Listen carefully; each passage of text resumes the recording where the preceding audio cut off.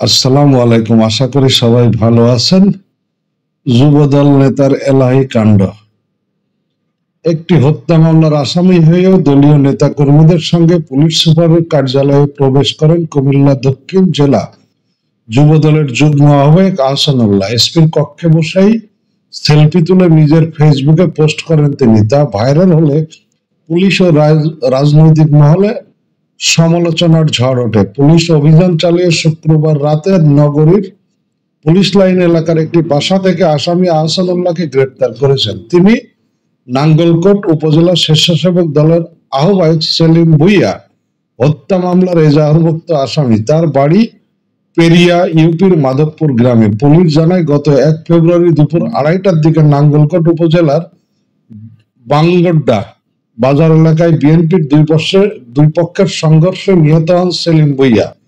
তিনি হেসেখাল ইউনিয়ন স্বেচ্ছাসেবক দলের আহ্বায়ক ছিলেন। পুলিশ আরো জানায়, 6 ফেব্রুয়ারি বেলা 11টার দিকে কুমিল্লা পুলিশ সুপার মোহাম্মদ নাজির আহমেদ খানের সঙ্গে সৌজন্য সাক্ষাৎ করতে যান কুমিল্লা দক্ষিণ জেলা বিএনপির নবনির্বাচিত সদস্য সচিব আশিকুর রহমান মাহমুদ ওয়াসিম সহ কিছু নেতাকর্মী। তাদের সঙ্গে ছিলেন হত্যা মামলার আসামি আহসানুল্লাহ। সেখানে সেলফি তুলে ফেসবুকে পোস্ট দিলে ভাইরাল হয়ে যায়। পরে অভিযান চালিয়ে তাকে গ্রেপ্তার করা হয়। তো এই যে 5ই আগস্টের পর থেকে বিএনপির নেতাকর্মীরা মনে করছে যে দেশ তাদের নামে কেউ রেজিস্ট্রি করে দিয়েছে। তারা একটা হত্যা মামলার এজাহারভুক্ত আসামি, উনি কিভাবে এসপি কার্যালয়ে যায়, আবার সেখানে সেলফি তুলে সেটা ফেসবুকে পোস্ট করে। আর এটা কি আসলে এটা পুলিশের সর্বোচ্চ জায়গা, জেলা পুলিশের সর্বোচ্চ জায়গা হচ্ছে এসপির কার্যালয়। তো উনি একটা আসামি হয়ে এসপির কার্যালয় গেল কিভাবে? আবার পরে তাকে অভিযান চালিয়ে গ্রেপ্তার করতে হইলো। তাহলে উনি যখন এসপির কার্যালয়ে ছিল সেই সময় ওনাকে গ্রেপ্তার কেন করা হয় নাই? আসলে পুলিশ যখন কোনো আলোচনা বা সমালোচনার মধ্যে আসে তখন বাধ্য হয়ে একটা কাজ করে। বিশেষ করে 5ই আগস্টের পর থেকে পুলিশ স্বপ্রণোদিত ভাবে কোনো কিছু করতেছে না। এই ঘটনাটা তার একটা আরো বড় প্রমাণ যে একটা হত্যা মামলার আসামি এসপি কার্যালয়ে গেছে, আবার ওইখান থেকে সহি সালামতে ফেরত আসছে।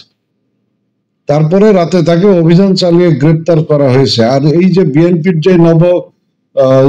যে নির্বাচিত সদস্য সচিব আশিকুর রহমান মাহমুদ ওয়াসিম, উনি কি জানতো না যে ওই ব্যক্তি যাকে সাথে করে নিয়ে যাচ্ছেন উনি একটা হত্যা মামলার এজাহারভুক্ত আসামি? আসলে বিএনপি প্রশাসন থেকে সমস্ত কিছু কুক্ষিগত করতে যাচ্ছে, ঠিক আওয়ামী লীগ যেভাবে কুক্ষিগত করেছিল।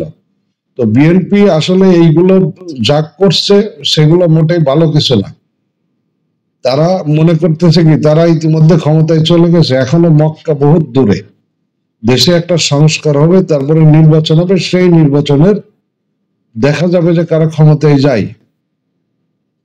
ভালো থাকবেন সবাই।